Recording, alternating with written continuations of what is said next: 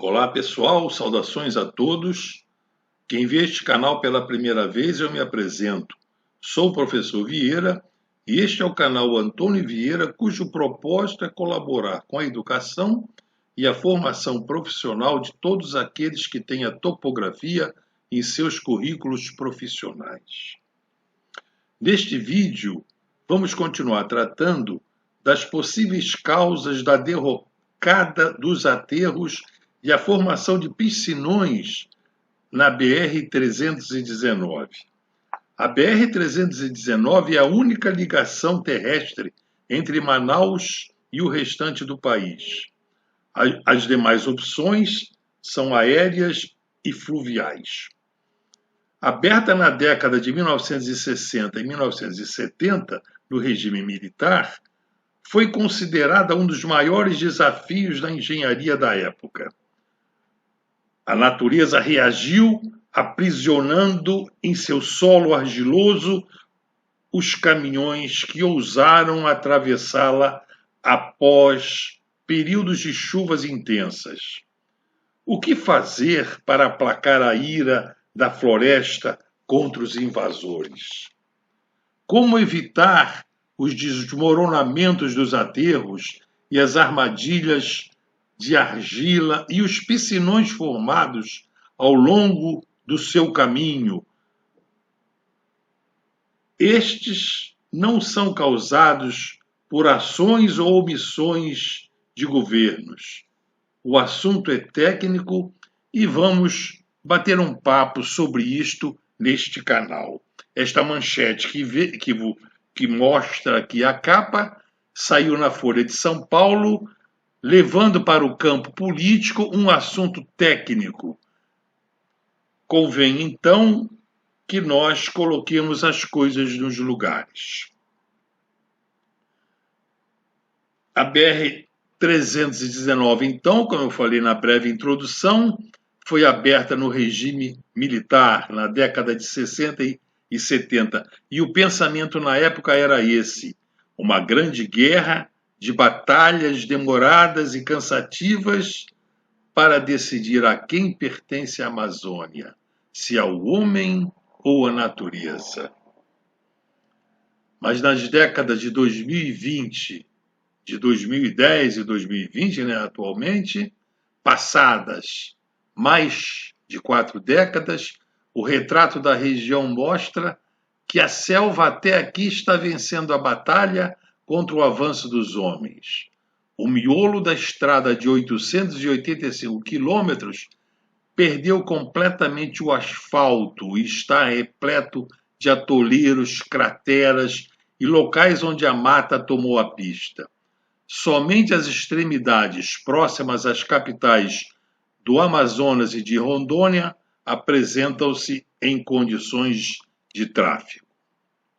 Aqui está uma planta geral da BR-319, do trajeto Manaus-Porto Velho, com essa extensão de 885 quilômetros, terminada a construção em 1976. Vemos aqui uma imagem de satélite 2021, publicada pelo Google Earth, em que nós temos aqui, na extremidade superior, Manaus, e aqui embaixo, em Ipixuna, não aparece a cidade de Porto Velho, mas já começa a ter sinais de Porto Velho. Temos o Rio Madeira, de um lado aqui, que é a hidrovia, que seria a alternativa, se não existisse a BR-319, para escoar a produção de Porto Velho para Manaus, aqui em direção a Belém, e vice-versa. E, de outro lado aqui, temos um outro rio, Rio Itiximiritari, que os dois abraçam o local por onde passa a BR-319.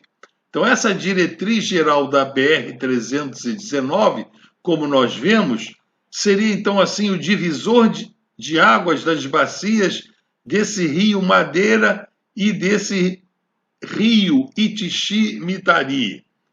Então, neste vídeo, eu já procurei fazer um estudo mais apurado e percebi então que a concepção do traçado realmente está certa. O traçado da BR-319, ele realmente foi colocado, a intenção foi colocá-lo aqui no divisor de águas dos rios Madeira e Mitari, que é realmente, tecnicamente, o melhor lugar para se colocar essa estrada na região amazônica.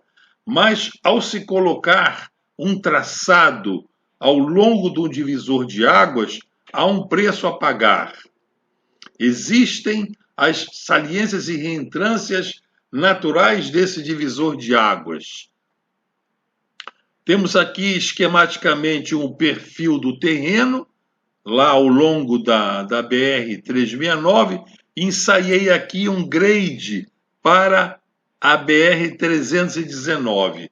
Então, nesse grade, nós temos aqui aclives e declives, e nesse divisor de águas, como eu já falei, fatalmente ocorrem depressões, e nessas depressões, então, em épocas de chuva, aparecem esses piscinões que aprisionam os caminhões, como a imprensa, como vídeos mostram ao longo do traçado, os caminhões só conseguem vencer esse aclive aqui para sair do piscinão, para sair desse trecho aqui, puxados com trator de esteira.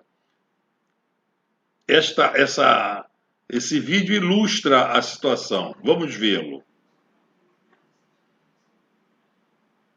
Temos aqui um trator de esteira puxando caminhões nesses trechos em que o aclive tira totalmente a aderência dos pneus dos caminhões e a quantidade de argila fá-los atolar.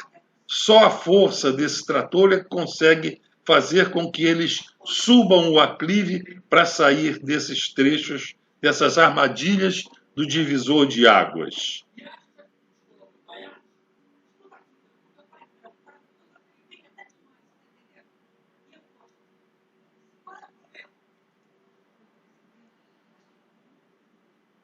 Mais adiante, então, os caminhões são liberados porque aquela depressão do divisor de águas saiu.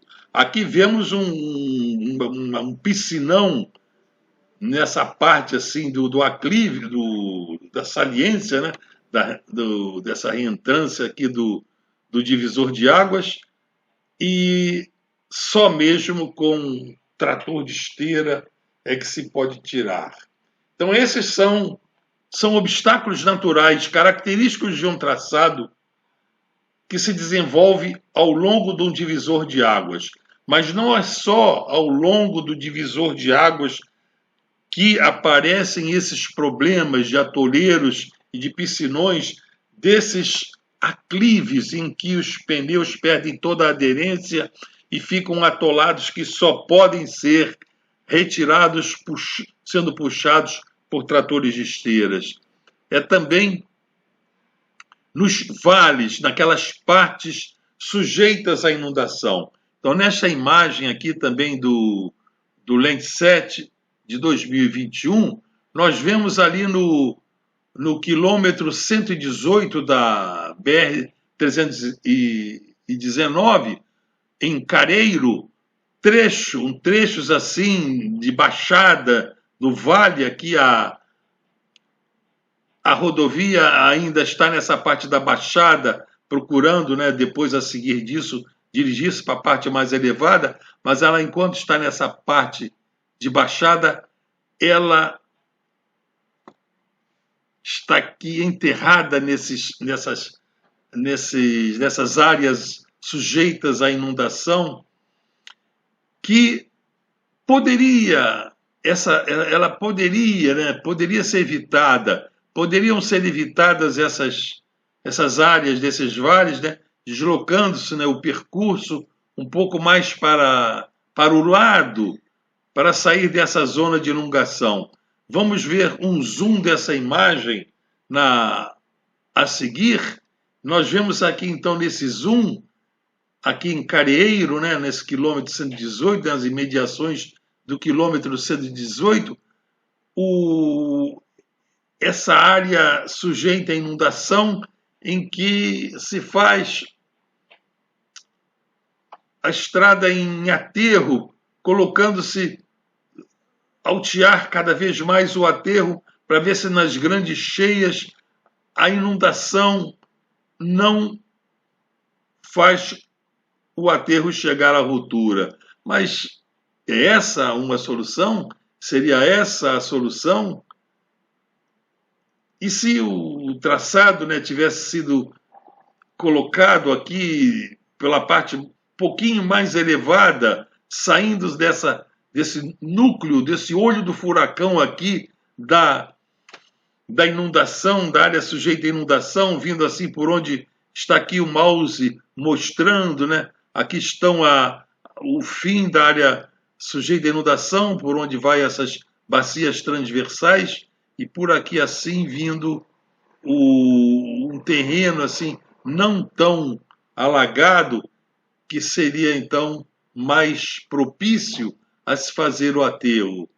Provavelmente seria uma solução. Talvez agora, né, com a estrada já construída, talvez seja difícil conseguir licença do IBAMA e depois do investimento todo feito, né, para fazer uma variante por esses locais aqui, mas talvez para o futuro, talvez tenha que se pensar nessa solução, por causa desses aterros aqui, que serão sempre problemáticos. Aterrar essas áreas sujeitas à inundação, como nós falamos ainda há pouco, ali nesse quilômetro 518 e em outros trechos de baixada, o que acontece quando se aterram essas áreas? Os asfaltos desabam. E desabam por quê? Vamos ver aqui. Nós vamos mostrar aqui nesse pequeno vídeo que aquela área aqui do quilômetro 318, sujeita à inundação, o aterro chegou à ruptura, nós vemos aqui, e esse aterro que tinha galerias, né, de um lado e de outro, ele não chegou à ruptura pela força da água que estivesse indo de um lado para o outro, porque tanto de um lado quanto do outro, o nível da água era o mesmo. Então não havia uma diferença de potencial para que a água pudesse ter que se deslocar de um lado para o outro e nesse deslocamento levar esse aterro à ruptura. O aterro aqui, vocês vão ver que ele foi levado à ruptura porque toda a base do aterro foi umedecida, entranhada por toda essa umidade, e a resistência ao cisalhamento desse aterro não conseguiu evitar que houvesse esse desmoronamento. Reparem o que acontece. Então, esse trecho todo desmorona assim de cima para baixo. Fica sendo pelo próprio peso do aterro e não pela força horizontal da água. Essa é, então, uma característica, né, o que está acontecendo por esses aterros estarem cedendo nessas áreas que foram feitas em zonas alagadas e sujeitas à inundação. A solução definitiva seria uma ponte? Surge aí uma interrogação. Fica para refletir, né, para as autoridades refletirem. E para resolver, então, os problemas enfrentados nesse traçado original. vem a questão: pavimentar todos os trechos alagáveis é a solução? A resposta terá que ser dada pelo DENIT. Encerro aqui essa minha pequena contribuição, espero que sirva de reflexão e que se chegue a bom termo para que aquela região possa atingir um equilíbrio entre essa estrada e o meio ambiente, que eles possam conviver pacificamente. Muito obrigado por terem assistido este vídeo, compartilhem-no e inscrevam-se no canal aqueles que ainda não estão inscritos. Até a vista, pessoal!